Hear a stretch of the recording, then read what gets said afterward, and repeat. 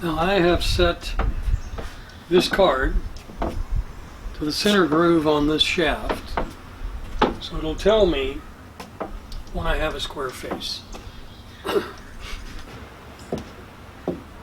And I have placed a finger sleeve on my index finger on my right hand. What you also know is that no matter how I grip this club, my hips are going to be square.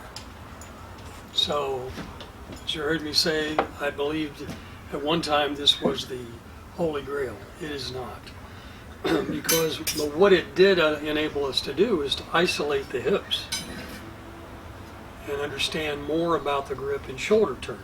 And that's what I want to show you now. So, there are multiple factors that go into the lead hand grip. If I grip this club, as I just did, I want to watch my left hand. Forget the card, forget the club face. I cock my wrist and I look at the card and I can see the top edge of the card, which means when I cock my wrist, that is square. Now, if I hold the shaft, so my left wrist, and notice the shaft lean I have. I'm still seeing the face on the card, and I turn and I can rotate. Notice the amount of shoulder rotation. I haven't moved my feet. Notice the amount of shoulder rotation I have. Okay? And I still see the edge of that card.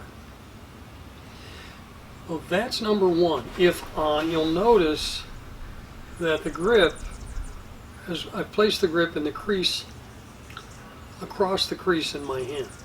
Here. So this crease in my hand. This crease is on the side of the grip. So this time, I'm not going to put that crease on the side of the grip. I'm going to put it more up into the palm. But I still have a flat left wrist. But the club is gripped more in the palm. So with that amount of shaft lean, everything I had before, I'm done. I cannot turn anymore. So this crease in the lead hand, in terms of placement of the butt of the club on the side of that crease, is absolutely critical. If I slide this down, put in the crease, now I have rotation. So a flat left wrist, square club face, shaft lean, all very important. I still have that shaft lean, club's in the side of the grip is in the crease in my hand, and I can rotate. If I can't rotate, I just moved it out of the crease. I'm done here. I can force it and give myself a false positive, but don't. You should have absolute freedom of motion. So I have no restriction whatsoever once I move that club back in the crease. So, the crease is critical. Having the club and the fingers across that crease is critical. Shaft lean is critical. One more time here.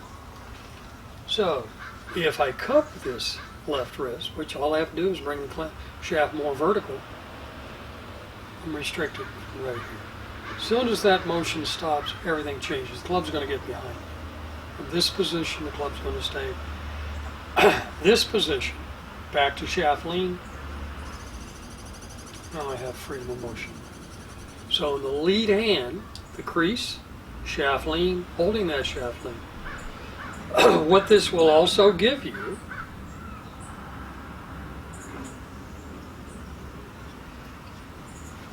is ball position. Notice how center that ball is. Left hand,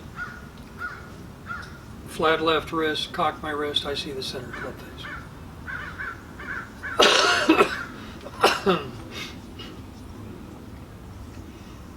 So when you practice, Billy Casper,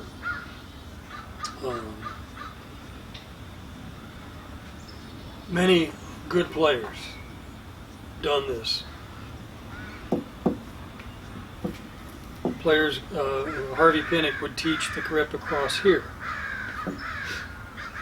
Adam Scott, when he won the Masters, gripped it here.